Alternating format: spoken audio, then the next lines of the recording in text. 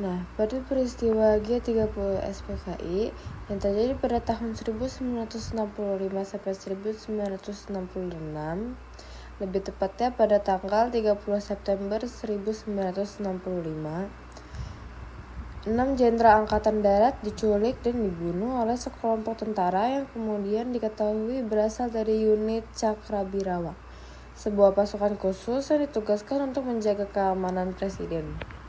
Secara resmi pemerintah menyatakan bahwa Pusat Informasi Rahasia atau PKI bertanggung jawab atas peristiwa ini sebagai bagian dari upaya mereka untuk melakukan pemberontakan.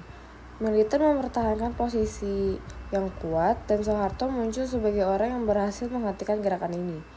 Soeharto dan angkatan bersenjata telah menguasai pemerintahan dan politik Indonesia secara efektif dan mereka tidak akan menghadapi ancaman yang signifikan di masa depan. Melalui Super Semar, juga dikenal sebagai Surat Perintah 11 Maret, Soekarno menyerahkan seluruh otoritas eksekutif kepada Soeharto pada tanggal 11 Maret 1966. Setelah itu, Soekarno dipecat dari jabatannya pada bulan Maret 1967. Soeharto dilantik sebagai presiden, mengambil alih posisi Soekarno, seperti yang sudah saya pernah jelasin di video sebelumnya. Nah, periodisasi sejarah Indonesia di Orde Baru dimulai pada saat itu. Sebagai pemimpin besar Revolusi Indonesia, Soekarno mengundurkan diri. PKI yang dulunya merupakan salah satu partai politik terkuat, sekarang dilarang karena merencanakan kudeta. Dari mereka ditangkap dan diburu. Ratusan ribu telah meninggal akibat pencarian ini.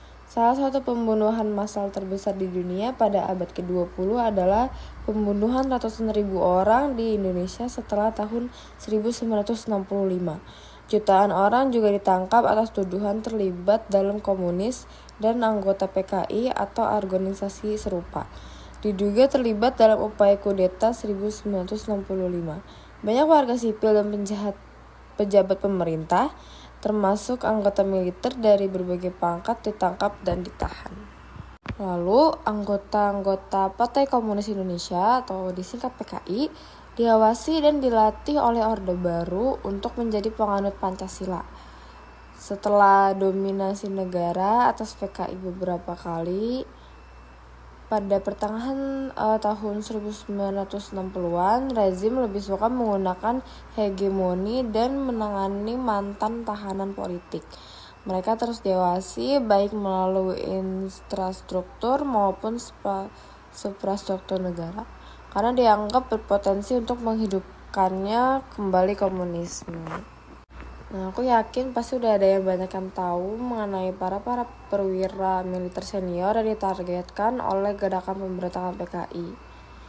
Tapi aku bakal ngejelasin lagi bahwa dari 6 orang yang menjadi target, 3-nya terbunuh secara langsung di rumah mereka sendiri, dan yang lainnya diculik lalu dibawa ke dalam lubang buaya dalam waktu yang sama.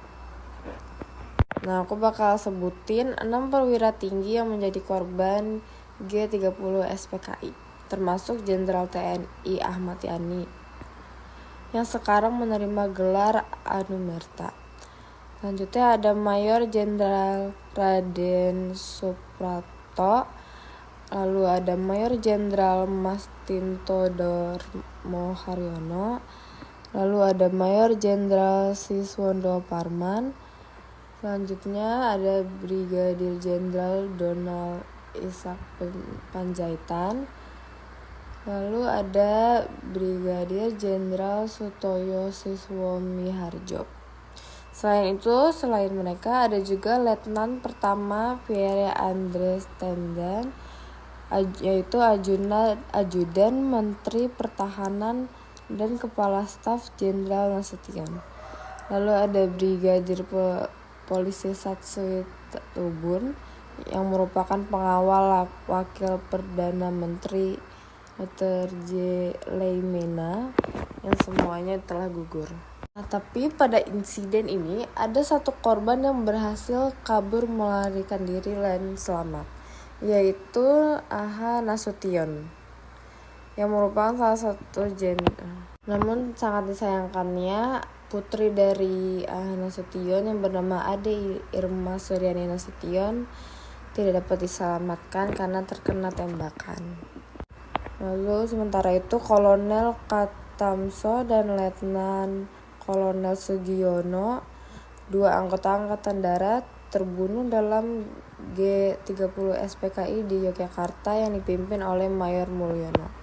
Secara umum, G30 SPKI itu dipengaruhi oleh dominasi ideologi nasionalisme, agama, dan komunisme atau yang biasa disingkat Nasakom, yang berlaku selama era demokrasi terpimpin, terutama dari tahun 1959 hingga 1965 ketika Presiden Soekarno menjabat sebagai presiden. Faktor lain yang menyebabkan gerakan yang mengakibatkan kematian para jenderal ini itu terjadinya konflik yang muncul antara anggota TNI dan PKI. Pemberontakan G30 SPKI dipicu oleh spekulasi kesehatan Presiden Soekarno. Terjadinya gerakan G30 SPKI bukan cuma-cuma, namun mereka juga memiliki tujuan, yaitu menggulingkan pemerintahan Soekarno dan menjadikan Indonesia sebagai negara komunis. Diketahui bahwa PKI memiliki lebih dari 3 juta anggota, menjadikannya partai komunis terbesar ketiga di dunia. Hanya kalah dari Republik Rakyat Tiongkok, Uni Soviet, dan Republik Rakyat Tiongkok. Selain itu, terjadinya gerakan G30 SPKI juga ada beberapa tujuan lainnya, yaitu ada seperti yang aku bilang sebelumnya, itu untuk membentuk negara kesatuan Republik Indonesia menjadi negara komunis. Lalu ada menghapus angkatan bersenjata dan mengambil alih otoritas pemerintahan. Lalu setelah memahami tujuan PKI itu untuk membangun ideologi komunis dan membangun pemerintahan yang akan membantu membangun masyarakat komunis. Lalu ada mengganti ideologi komunis dengan Pancasila. Dan yang terakhir, kudeta yang dilakukan terhadap Presiden Soekarno merupakan bagian dari rangkaian tindakan komunisme internasional. Nah, maaf banget kalau mungkin ada kesalahan kata. Untuk minggu depan aku bakal ngelanjutin lagi mengenai peristiwa G30 ini lebih detail. Bye-bye.